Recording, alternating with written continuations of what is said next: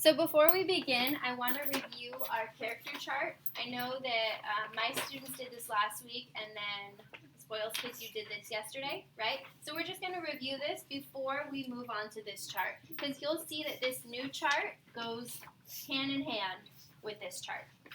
So I'm going to use a strategy for reviewing. I'm going to hand out a couple of cards with words on them. As I am reading through and reviewing my chart, you are going to listen for your word. If you have the word, you're going to stand up. After I say it, you're going to stand up and you're going to bring it to me. We're going to tape it on our board. Okay? So just to be clear, as I'm reviewing, if you hear the word that you have, do you need to go, oh, I have it? No. You just stand up. Come on up to my board. Give it to me. We'll tape it. Okay? Yep, we're good. All right, and since I have 2,000 kids in here, I'm just going to pass it out to my front row so that when we stand up, we're not tripping over each other. So my kids who get a card, if you want to go ahead and show your partners around you what card you have, you can show them right now. Show them what you got.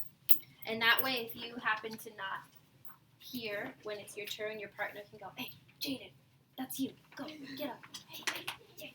Okay? Okay. When you come up, just because we are filming, when you come up, your back is towards my video. You're not going like this. Everyone see my face, okay? We're not doing that. Sound good? Okay. So, Unit 2 is all about characters. Every story that we're going to read has a character or two or three, and we're going to focus on some main topics with each character. The first one being their traits. Their character traits are also like their characteristics. They're the adjectives that describe our characters. Okay, so some characters or some adjectives might be, smart, funny, kind, witty, respectful, sneaky, okay? And these kinds of words are going to help us get to know our characters. Jaden, you have witty, huh? Come on up. Thank you. Now, it's okay, we're learning. Every single character is going to have something called motives. The motives are the why. They're the reasons why the characters do anything. It's what motivates them to act. Thank you. Sometimes the motives are a secret and we need to infer, we need to figure out what the character's motives are. Sometimes they'll just tell you what the motives are. Now the motives lead to their actions. The actions are the things that they do. They're the verbs. They are the decisions that they make in the story. Now, every action has to have a consequence. A consequence is what happens after or as a result, or the effect, of the action. Sometimes consequences can be good, like a reward. Sometimes it can be bad, like a punishment. Also, every story we're going to read is going to have a character that faces a challenge or has a problem or a conflict. Thank you. It means that the character is going through something. It's helping them grow. It's helping them learn. It also tells the story. If we don't have a problem in our story, you don't have a story. So your problem or your challenge is going to advance your story. It's going to make your story move forward. Thank you. Good listening, you guys. And finally, every story is going to have a solution in the end. That problem, that conflict is going to be solved. And sometimes, in the case of fables, you're going to have a moral or a lesson. That's where the characters learn from their mistakes. They learn from their challenges. The moral can also be known as the central message, big idea, main idea. It's all sort of the same thing, okay? And at the end of your story, you're always going to end with some kind of change. So however the story started, it's going to end up differently in the end, okay? That's the basic structure a story. You ready? Okay. Now, this is going to be our third read today, which means that you are going to read the two fables from Aesop for the third time. And this time, it's going to be a close read. Okay, which means that you're going to have to put on your reading detective glasses, and we're going to actually try to find what the traits are of the farmer, what his motives are, his actions, and the same thing with the fox, the problems, the motives, the solutions. Okay, so now you're reading to actually find these. So take about 5 minutes to do your third read, and then we'll regroup and we'll start filling out the chart together. So as you're reading, you may annotate. If you find a motive, write motive. That way when I say, hey, what's the motive? You can raise your hand and be like, ooh, I found that. Does that make sense? Mm-hmm. All right, go ahead and read and annotate and look for some of these things.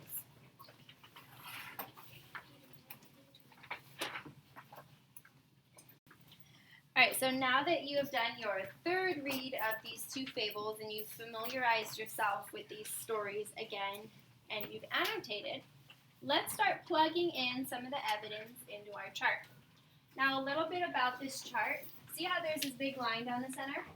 Mm-hmm. This is called a comparative input chart. The word compare is somewhere in there, right? Did you hear it? Yeah. Comparative input chart, which means we are going to be comparing and contrasting the characters and the stories using this chart.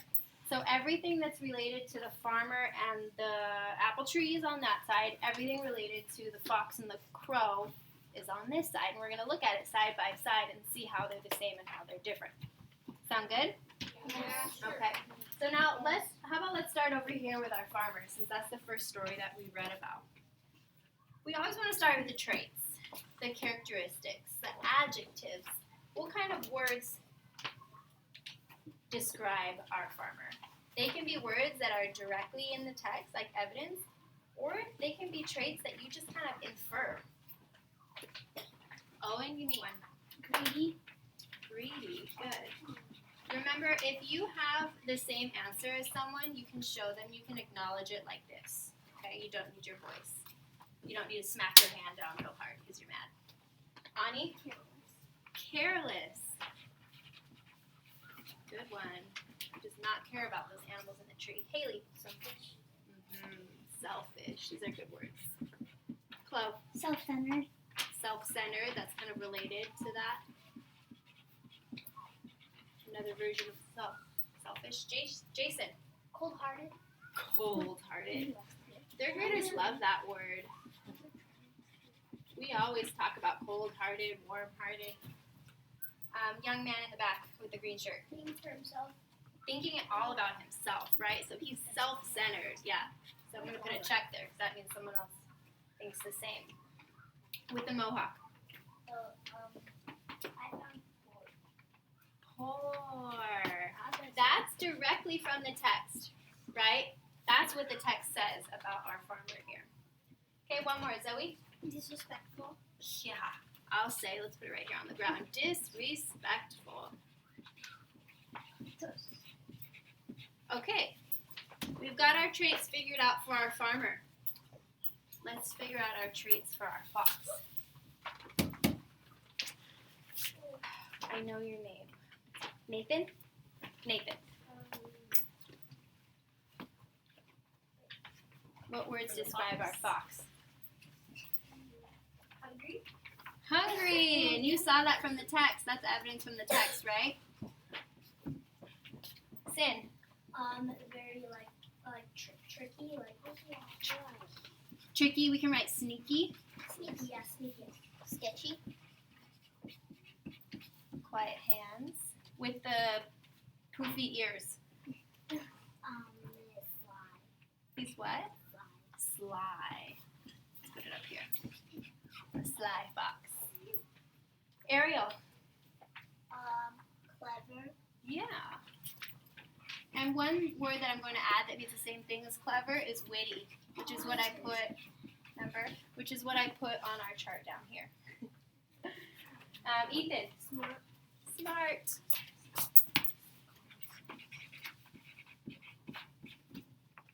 What else? I'm I'm looking for a word that maybe might repeat over here. Oh. Ginger.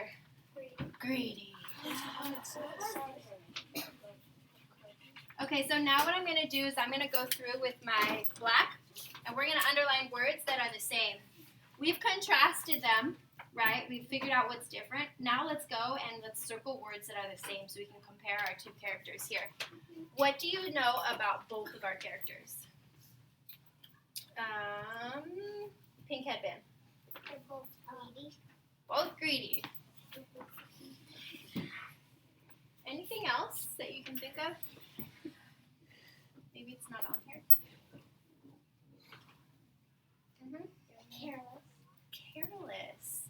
Okay, so he's careless, and you think that the fox is careless as well? Okay.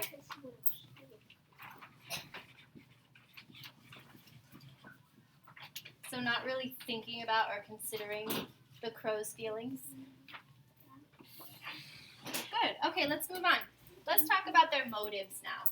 Hannah, go ahead and just take a seat. Welcome back. So, our motives are in pink, just to match our chart here. The motives are why. What motivates them to act? What motivates our farmer here? What causes him to act the way that he does? And you might find a little bit of his motives here. Why does he act the way he does? Think about it. If you need to refer back to your text, go ahead.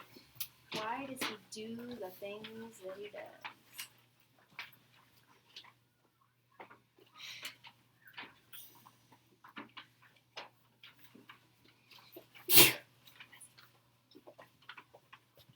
Pretty sure. Because he wants firewood to kill. Firewood's hungry. And he's careless. Okay, he wants firewood. Let's go back to that. He wants firewood. Can anyone infer why he wants that firewood? We know that he's poor, right? So make an inference for me. If he's poor and he wants that firewood, what do you think he's going to use that firewood for?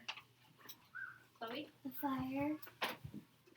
Like to make a fire? Yeah, to make a fire. Can you elaborate on that? Why would he need to make a fire? Because he doesn't have enough money to... Like run the heater or something?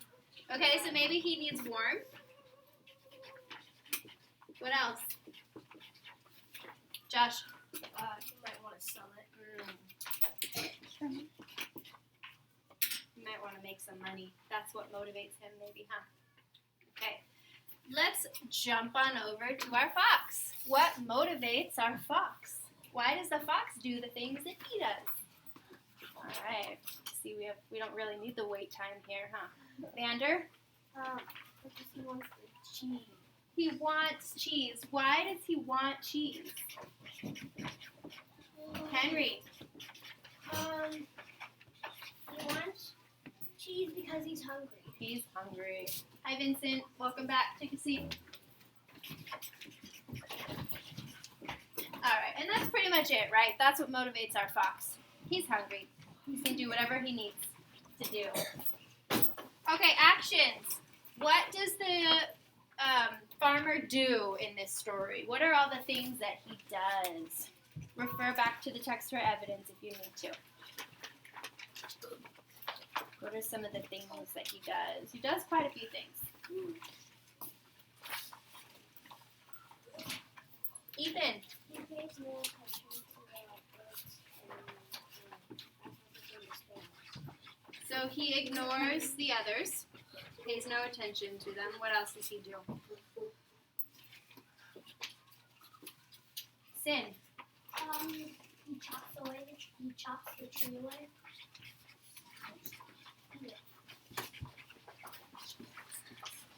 Chops the tree away with the cat ears. Oh, the cat ears in the back, since we're all wearing cat ears. Okay, Hannah.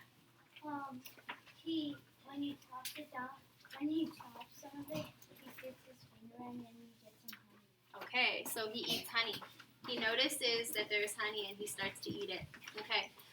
Now remember I said the actions are their verbs. It's what the characters do. What is the verb in ignores others? Marcelo. Ignores is our verb. What about chops the tree? Ani. Chopping. Chops. What about eats honey? Tell me everybody. Eat. Okay, good. Now let's move on over here and let's contrast the fox and his actions. We know what the farmer did. What did the fox do? Joshua R. He tricks the bird. What else? I'm going to call him quiet hands. Rebecca. He eats cheese. What else does he do? Now how does he trick the bird? What does he do to trick the bird? Tell me more about that. Isa. He acts like he's beautiful. Okay, so he acts like the bird is beautiful. And since he's pretending that the bird is beautiful, what's he doing to the bird? He's giving what? Saying what? Quiet hands. Callie. Okay, he's lying.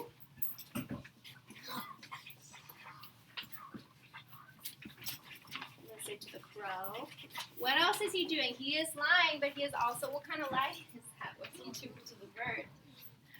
We do it when we want someone to feel good about themselves. We give them what? Ginger? Compliments.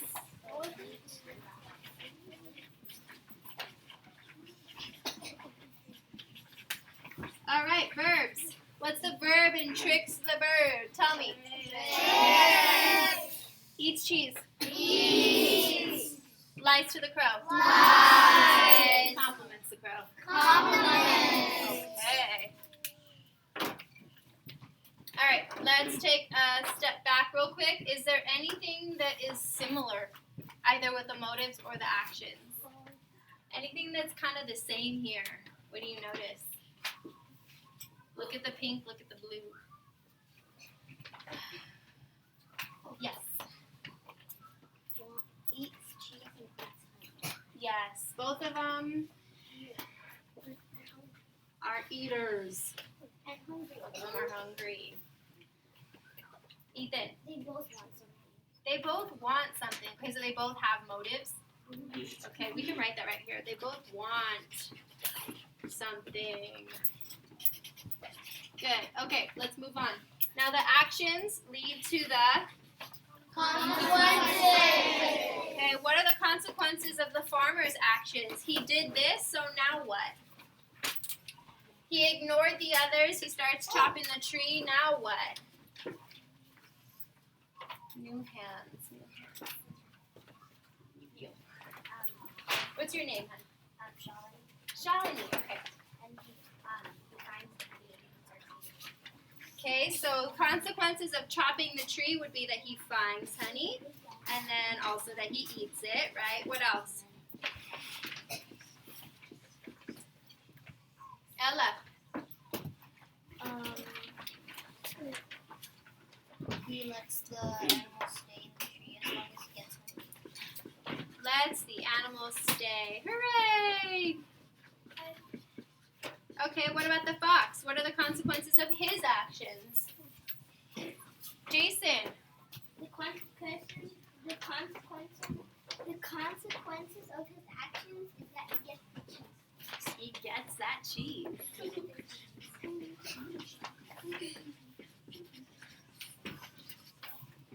I'm going to add to that. He's not hungry anymore. Anything else? Haley? The crow doesn't have the cheese. The crow doesn't have the trees. Boo-hoo.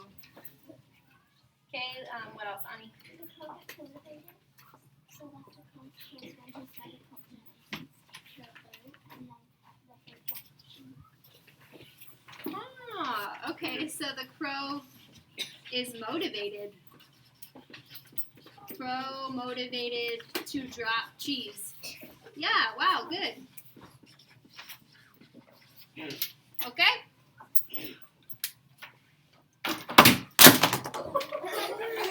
so strong. Is that in the video? No, thank you. Sit back. Don't get on my video. Alright, so now the problem and the solution. What's the big problem in this story? The big problem. Rebecca, Chop down the tree. chop down the tree, which what? Puts the animals in what? What? Animals are in danger. And the solution in the end, how does it end? Nathan, we're on this side, huh? How does this? How does it end? He gets honey, okay. And what else? I'm kind of trying to relate this back to the animals because in the beginning of the story, the animals are in danger. In the end of the story, Joshua are? He lets them stay, so the animals are safe. All right. Problem in the Fox and the Crow. What is our big problem here? With the cute pink glasses in the back. Okay. He wants the cheese. He's hungry. And the solution. Mohawk.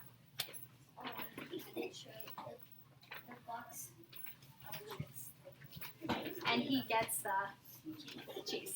So the problem is hungry. In the end, guess what? He's not hungry anymore. He gets cheese. Yay! Okay, last but not least. Both of these stories have a moral or a lesson. We're going to write these down the center. Refer back to your text, please. Figure out what the morals are, the lessons. And I know that they're written with some interesting choice of words in our book. See if you can read that and figure out what it means in your own words. Take a minute, hon. Let's let everyone figure out the moral or the lesson in the stories.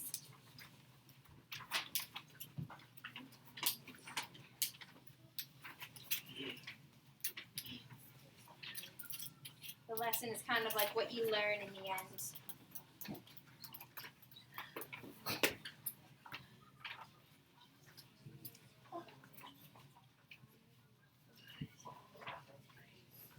What do we learn about the farmer in the end? What does this teach us about some people in the world? Some people, what? Owen? That they're greedy. Some people are what, everybody? Greedy. And they're not selfless. Some people are greedy and they act on that greed. They do things because they are greedy. Selfish. Yeah. What about the moral of the Fox and the Crow? It's a little bit more explicit. What do we learn? What lesson did the crow learn? Shalini. What did the... Crow learned to not brag because when you brag, sometimes you can lose stuff. Oh, okay. So don't brag. Also, what else? Couple lessons here. I hadn't thought of that one. That's good. Ariel? Don't try to get tricked so easily. Yeah, don't get tricked so easily. Wise up, right? Don't fall for tricks. Yeah. Be a little more witty. Yeah, because if you fall for someone's trick, then you might lose the thing that you have. You might lose the thing you have. Exactly. Exactly. Okay. Hands down. We just learned a lot of stuff. In a minute, I'm going to have you turn to your partner. In a minute. Miss Wells' class in a minute. We do wait time first. What you're going to talk about is one thing that is the same between both stories or characters, and one thing that is different between both stories and characters. So pick out one thing that's the same, one thing that's different. Think about it for a moment. think about it for a moment, please. And turn to a partner.